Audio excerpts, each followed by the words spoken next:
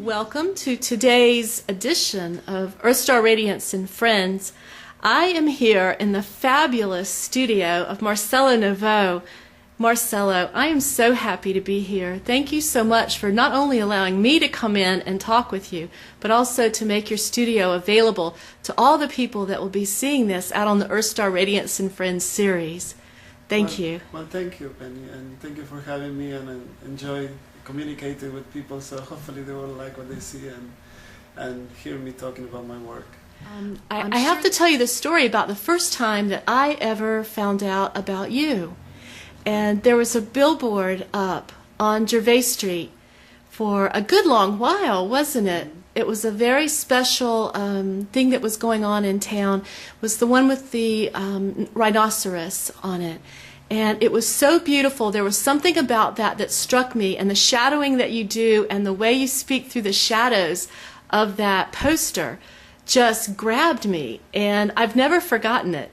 So I'm just so happy to be able to talk with you and tell you how much in person that I got from that particular billboard, from your work that you allowed to become that billboard.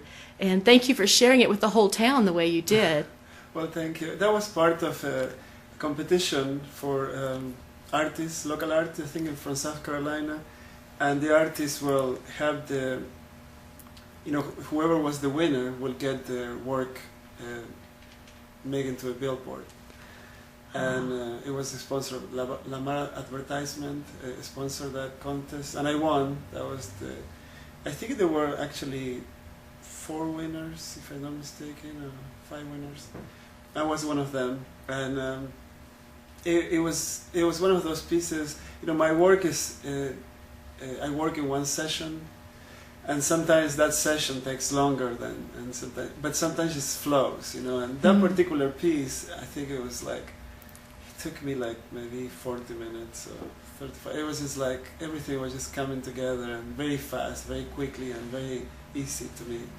And I was really excited after I finished it, and then seeing it in 42 feet long yes. billboard and in the streets, it was amazing. It was a great experience, and I got a lot of response from people seeing it. The thing is, some people don't go to galleries to see art, or to the museums, and so to be able to see it just while you're waiting in the traffic light. Yes. It was really unique and very important for me, and so I used to drive at night sometimes and looking at it because it had the billboard lights, and so yes. it's dark and you can see so I'm glad you like that one. It's called Endangered Beauty, and it depicts a rhinoceros with the bird on his back, and then the shadow, I think, is a man, right? Yes. Man's shadow. Yes. And yes. so my work has a lot to do with lights and shadows, and sometimes I actually paint the shadow before I paint the figure, projecting the shadow. Ah, that's interesting. Yeah. So from long time now, my shadows, the shadows in my paintings are very important to my work, and some are more complicated than others, but I think they're equal in terms of the importance in the picture with the object. Yes. And that particular piece, it just came all together. That's amazing. 40 minutes? Yeah, it was quick. I paint rather quickly. The time that it took to paint it doesn't really matter. Right. But it matters for me because I try to capture that particular moment in my head. And by painting it quicker, it allows me to get that more clearly without much interference or without breaks. So for me it's very important to work, but it seems like it's like something going through yes. and my head or my mind at that particular moment, and my job is basically trying to capture it. Yes, well, you do a splendid job of that. That's a real wonderful and unique part of how you work, too. You explain on your blog a little bit about that process. Share a little more. I know you mentioned it, but go a little deeper with in Buenos that. Aires, Argentina, I was in the School of Fine Arts, and my painter teacher was Roberto Eisenberg.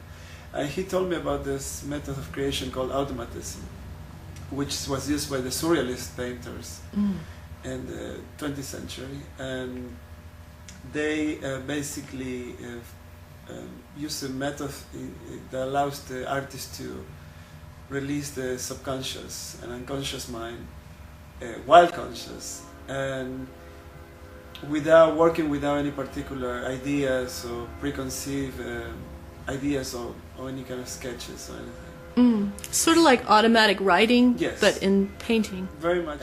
The way I paint and the automatism is similar to that. It's basically activate a mechanism that will trigger my subconscious and mind to come through while I'm conscious and dictates whatever is happening visually.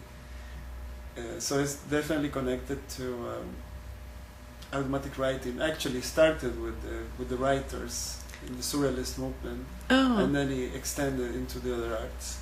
Oh, wonderful. What a great bridge into painting and expressing other ways. Sculpting, anything could be done that way. It could be done that way, yes. Yes. The Is it hard to get started sometimes? Is it hard to get out of the way? Well, no, it's not hard anymore, but it used to be. You know, in the beginning it was very frustrating, and because at that time I was really fairly good at figure drawing.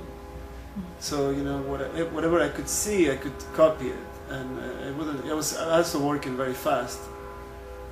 So it was kind of like something safe for me to do, and I was getting good grades in art school, and so I thought, well, you know, this is the more time I had, the better the drawing is gonna get, the more accurate it will be. It will look like the object that I'm depicting.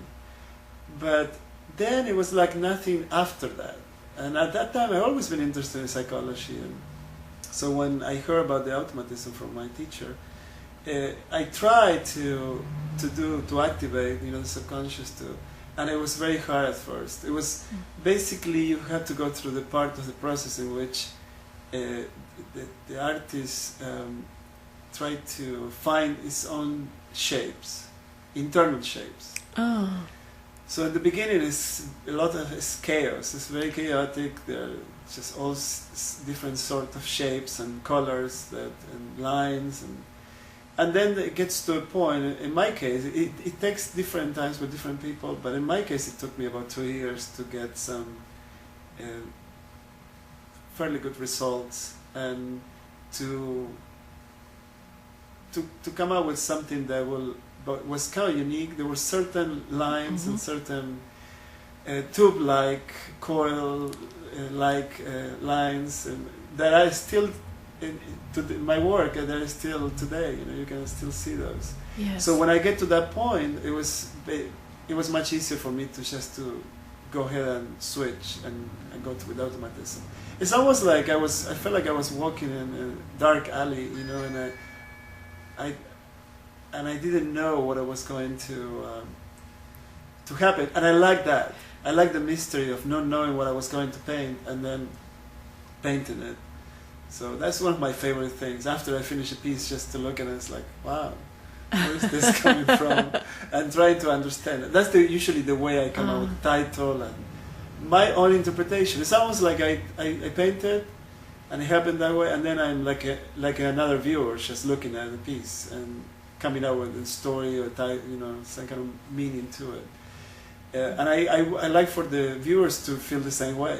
It's like they look at it and they bring on their own personal experiences in life, and to complete the piece.